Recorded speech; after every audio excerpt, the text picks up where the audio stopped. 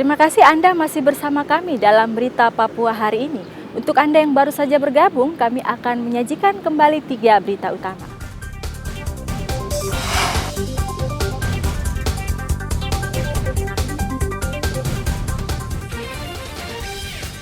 Seorang penambang yang hanyut di Sungai Wariori, Manokwari ditemukan tewas.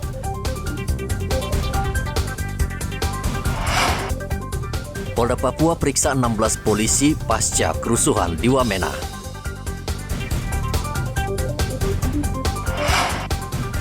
Polisi ringkus seorang remaja yang edarkan ganja di Merauke.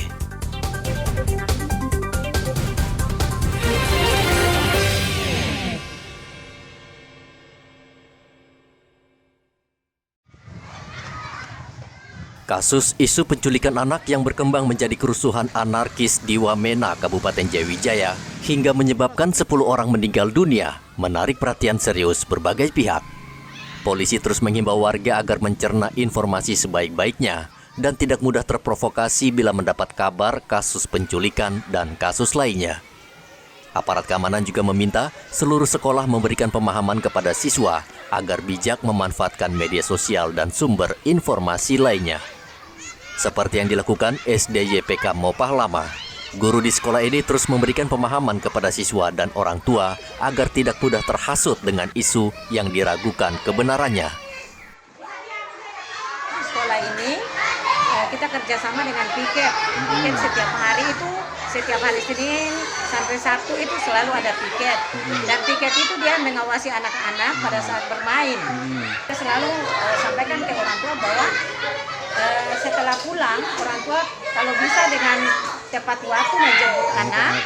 Lalu anak juga setelah pulang, apalagi kelas 1 yang belum dijemput, dia tinggal di halaman sekolah sampai orang tua jemput, lalu guru piket mengawasi.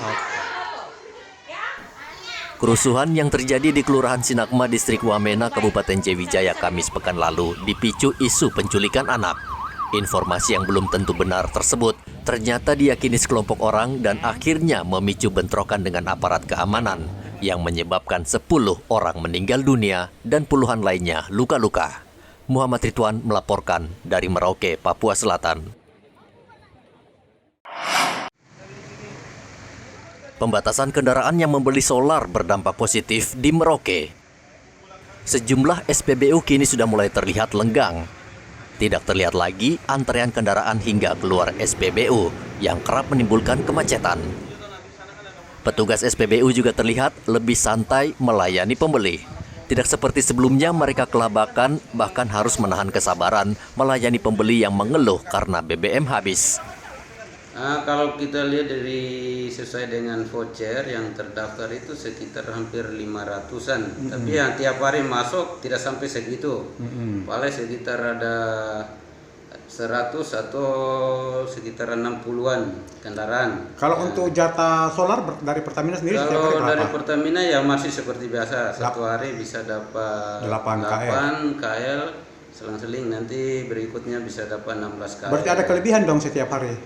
Kita itu yang kemarin kita jual sampai biasanya sampai jam 2 atau jam 3. Sekarang sampai malam juga. Sampai malam bisa. ya, masih ada jatah ya. Ada. Satu trek sekarang berapa jatahnya? Satu trek kita sesuaikan dengan kendaraan. Roda 4 sekarang dikasih 60. 60 ya. Nah, roda 6 dikasih 80. 80 Nah, itu masih dalam bentuk stiker. Stiker ya. Nah. Tapi kira-kira nanti akan bertambah? Nanti setelah adanya barcode, katanya rencana mulai tanggal 1 besok ini barcode mulai berlaku. Itu nanti satu kendaraan itu yang roda 6 sekitar 120. 110 liter. Nah, 120 itu tidak mungkin mau masuk semua 120, gitu ya. paling sesuai dengan tangki standarnya. Gitu. Nah, itu dibatasi juga dalam satu hari pengambilannya hanya 1 kali scan barcode-nya. Ya. Okay. Sebelumnya, SPBU hanya menjual solar sebanyak 8 ton dan dalam waktu 3 jam sudah habis diserbu pembeli. Namun setelah diberlakukan pembatasan, SPBU hanya diberi jatah melayani 600 truk setiap hari. Itu pun tidak seluruh truk yang datang membeli solar. Muhammad Ridwan melaporkan dari Merauke, Papua Selatan. Musim hujan yang berkepanjangan di Merauke bisa menjadi lahan subur munculnya penyakit demam berdarah. Untuk itu, Dinas Kesehatan Merauke meminta warga mewaspadai DBD dan serangan penyakit lainnya yang kerap muncul saat musim hujan. Kepala Dinas Kesehatan Merauke Dr. Neville Muskita meminta masyarakat Merauke selalu menjaga kebersihan dan rajin membersihkan lingkungan yang kotor. Demam berdarah beberapa waktu lalu memang ada laporan beberapa kasus ya.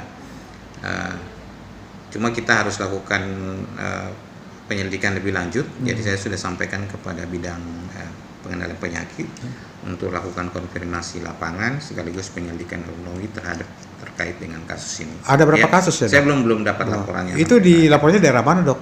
Ya. Daerah mana aja yang Laporan tidak resmi sih, laporan belum resmi dari Vaskes, tetapi laporan dari masyarakat lah. Kira-kira ada keluarga sakit, saya itu di diagnosa demam berdarah. Nah, yang hal maksud begini kita harus konfirmasi atau lakukan benar tidak diagnosanya benar enggak kan gitu. Nah, himbauan kalau kepada misalnya dia laporannya positif, artinya sudah dilakukan pemeriksaan dan positif demam berdarah, biasanya kita akan lakukan langkah-langkah penanganan lebih lanjut. Dok, himbauan ke masyarakat, Dok, untuk menghindari demam berdarah ini seperti apa, Dok? Saya pikir sudah biasa kita